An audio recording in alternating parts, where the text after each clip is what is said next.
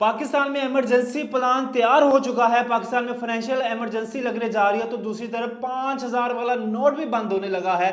ISI की बड़ी कामयाबी, जनरल आसिम मुनीर साहब का डंडा ऐसे चल रहा है जैसे वो स्वाब का काम होता है चलना। तो तीसरी चीज ये कि जस्टिस काजी फायज ईसा ने तमाम इमरान जजों को उड़ा के रख दिया है। उन्होंने एक व्हाट्सएप ग्रुप बनाया है, और ये व्हाट्सएप ग्रुप बनाने का मकसद क्या है, लेकिन उससे पहले आपको ये बताएं कि जनरल आसिम मुनीर साहब के कहने पे जो डंडा चल रहा है, जो कार्रवाइयां हो रही हैं और जो हसास अदारे कार्रवाइयां कर रही है, कि कल उन्होंने एक कार्रवाई की कि एक जो उन्होंने निजी बैंक जो सरकारी खातों में था ही नहीं, ठीक है, जो सरकारी खातों में सरकार के खातों में था ही नहीं, उस बैंक में कार्रवाई की और उस बैंक के बेसमेंट से 13 लॉकर बरामद हुए, जिसमें से एक लॉकर खुला जिसमें से 7 अरब जनाब जी मिले।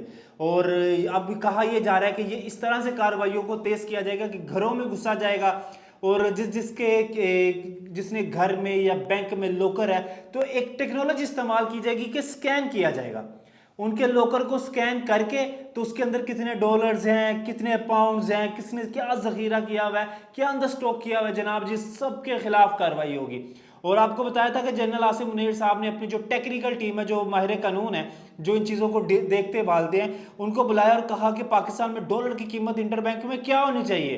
तो उन्होंने कहा 240 रुपये। तो आसिम मुनीर साहब ने कहा करो, डंडा चले, मत देखो किसका गेट है, मत देखो किसकी नेम प्लेट लगी हुई है, मत देखो किसका क्या होता है, सबके साथ कानून बराबर होना चाहिए। और अभी तक वही चल रहा है।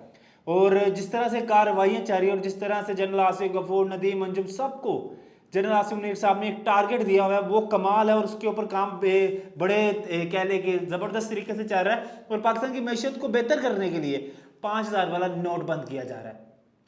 कुछ अफवाहें उड़ाई जा रही हैं कि पाकिस्तान में फाइनेंशियल इमरजेंसी लग जाएगी। तो जनाब जी फाइनेंशियल इमरजेंसी तो हर मुल्क में 1% चांस तो होता है ना, क्योंकि अभी अगर पेट्रोल की ये भी अफवाह है कि 400 रुपये लीटर हो जाएगा, और जहां पे इन चीज़ों का देखा जाए तो वहां पे समझिए डिवॉल्ट के करीब ही आ जाता है मुल्क।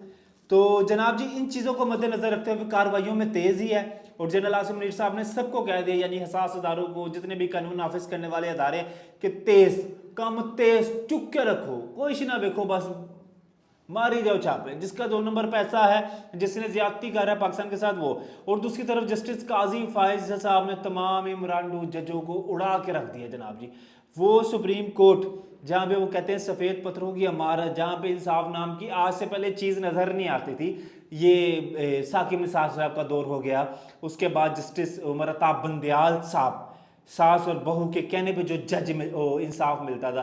तो जनाब जी उन्होंने लाइव समात करके उन्होंने उड़ा के रख दिया तमाम वकीलों को। जो पीटीआई के वकील थे, एक वकील उठा, उन्होंने कहा आप कौन है, उन्होंने कहा मैं पीटीआई का वकील हूं। तो उन्होंने कहा मैं आपको सुनना चाहता हूं, आप तैयारी करके आए, आपने तैयारी अगर नेक्स्ट टाइम ना की तो मैं आपको जुर्माना कर दूंगा, आप थोड़ी सी तमीज सीखे। तो जनाब जी ये मामला थे। उन्होंने एक व्हाट्सएप ग्रुप भी बनाया है। उन्होंने कहा है कि जहां पे इंसाफ बर वक्त नहीं मिलता, और सबकी बात नहीं हो रही थी जनाब जी, इमरान खान साहब को तो इंसाफ वक्त से बहुत पहले मिल गया था ना। मर्सिडीज में आना, अगली सीट पे बैठ के आना और बालों को ऐसे ऐसे करना, नई वेस्ट कोट पहनाना और आना जाना, इस तरह विक्ट्री का निशान बनाना इमरान खान साहब का। तो जनाब जी ये तो अदारों के कह लो कि एक चैलेंज था अदारों को, क्योंकि जो पाकिस्तान की सर फहरिस्त जो इंसाफ बांटती है वो तो सुप्रीम कोर्ट ही है, लेकिन वहाँ पे उनका जो इमरान साहब बैठे हुए थे तो जनाब जी वो अब चले गए हैं। तो उन्होंने व्हाट्सएप ग्रुप बनाया है कि जहाँ पे वो ज़रूरत के मुताबिक हदायत भी जारी करेंगे, और कौन क्या कर रहा है, किसकी क्या अपडेट है, क्या क्या सूरत हाल है। जनाब जी अब पाकिस्तान में बहुत कुछ होने जा रहा है। पाकिस्तान में जिन लोगों ने जो तबाहियाँ फेरनी थी, पाकिस्तान के जितने बुरे दिन आने थे वो ख़त्म, क्योंकि जो 2 मेन कमाने हैं वो पाकिस्तान के बड़े ईमानदार लोगों के हाथ में, एक जनरल आसिम मुनीर साहब, दूसरे जस्टिस काजी फायजा साहब। और नवाज शरीफ साहब का एक ही मुतालबा है जनाब जी, वो आ रहे हैं और आके तो जनाब जी फिर कोई कह रहा है एस्टेब्लिशमेंट के साथ फिर लड़ाई हो रही है। क्योंकि अगर जनरल, वो कहते हैं कि जनरल बाजवा और जनरल फैज, साकिब निसार और लतीफ़ खोसा साहब, इन चारों के खिलाफ, और उमर अताब बंदयाल, सॉरी, पांचों के खिलाफ कार्रवाई नहीं होगी तब तक पाकिस्तान आगे नहीं बढ़ सकता। इनको सजा दी जाएगी, इनके खिलाफ कोई कार्रवाई होगी तो थले वाले बंदियानों भी कानून होंगे कि जनाब जी सोच समझ के कोई करप्शन करनी है, सोच समझ के हमने कुछ करना है। तो 5,000 वाला नोट बंद होना भी चाहिए। जितना छोटा बड़ा नोट होगा करेंसी उतनी गिरती है। डॉलर का तो रिवर्स गेयर लगता जा रहा था। दूसरी तरफ पेट्रोलियम जो हैं क्या ले माफियाज, उन्होंने भी तड़ी लगा दी कि हम पेट्रोल बंद कर देंगे। किरायों में इजाफे के हवाले से कुछ मुतालबे हैं, कुछ डिमांडें हैं, वो पूरी करनी, वो कहते हैं पूरी करें जनाब जी।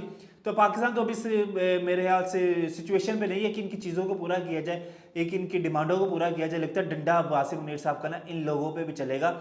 चीनी माफिया पे अभी बात हुई थी तो चीनी 15 रुपये सस्ती आ गई थी। अलबत्ता हम तो मुतालबा करते हैं कि चीनी, घी, आटा, दालें सब के ऊपर ये आसिफ मुनीर साहब को चाहिए, हर साहब को चाहिए कि वो ज़रा नज़र सानी करे। अलबत्ता वो जो काम कर रहे हैं पूरी कौम उनके साथ है और उनके लिए दुआ गो है, अल्लाह ताला उनको कामयाब करे।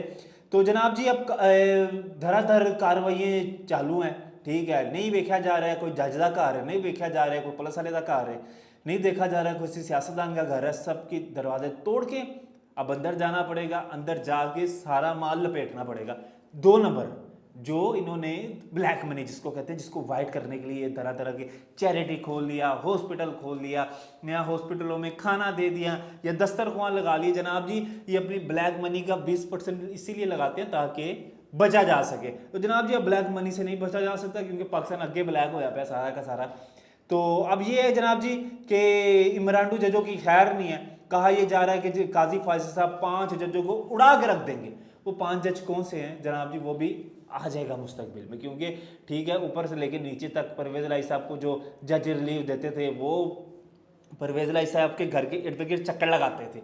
तो जनाब ये लगा लें चक्कर, जो मर्जी कर ले, आ गया काजी ते छा गया काजी। अब किसी की खैर नहीं है। उधर से आसिफ मुनीर साहब का डंडा और इधर से काजी फाजिल साहब की कलम, ठीक है, और बराह रास्त जो सुप्रीम कोर्ट के समात है उसको नशर करना। तो जनाब जी ये पाकिस्तान की तारीख में आज से पहले कभी नहीं हुआ और मेरे ख्याल से आगे भी कभी नहीं होगा, क्योंकि इस तरह के ईमानदार लोग आगे बहुत कम नसीबों से मिलते हैं जो अब पाकिस्तान को मिले। और आपको बताया था आसिफ मुनीर साहब ने बड़े आराम से एक बिजनेसमैनों से मुलाकात की, बड़े रिलैक्स हो गए। उन्होंने कहा ये पाकिस्तान के साथ तजर्बा हुआ है इमरान खान साहब का, तो जो जिन्होंने तजर्बा किया वो भी आज पछता रहे हैं। और खान साहब ने जितना बेड़ा गर्क करना था, मैशत उनको चलानी नहीं आती। जनरल बाजवा की एक ऑडियो भी आई थी जिसमें वो साबका फौजियों से ये मुकालमा कर रहे थे कि मैंने तो उंगली पकड़ के इमरान खान को चलाया है, ठीक है, ना तो उसकी मैशत ठीक, ना उसको कोई बंदे का पुत्र हो, ठीक है, ना उसके पास कबीना ठीक, ना उसके पास बंदे ठीक, ना वो खुद ठीक, ठीक है। वो बस ऐसे ही बोंगियाँ मारता रहा और फंड भी लेने होते थे मैं जाता था, किसी से बात करनी होती थी मैं जाता था, इसको तो कोई मुंह नहीं लगाता था। तो मुंह लगाना बनता भी नहीं है जनाब जी। अब भी जेल में 4 दीवारी में बैठे हुए कोई मुंह नहीं लगा रहा। वो जो हवलदार है वो भी कहता मैं नहीं मुंह लाना, ठीक है। देसी कुकर खाओ तो सो जाओ, नाश्ता खाओ, अंडे खाओ, डबल रोटी खाओ, सो जाओ। इंशाल्लाह आपसे बहुत जल्द मुलाकात होगी, तब तक के लिए अब हमें इजाज़त दें। अल्लाह निगहबान।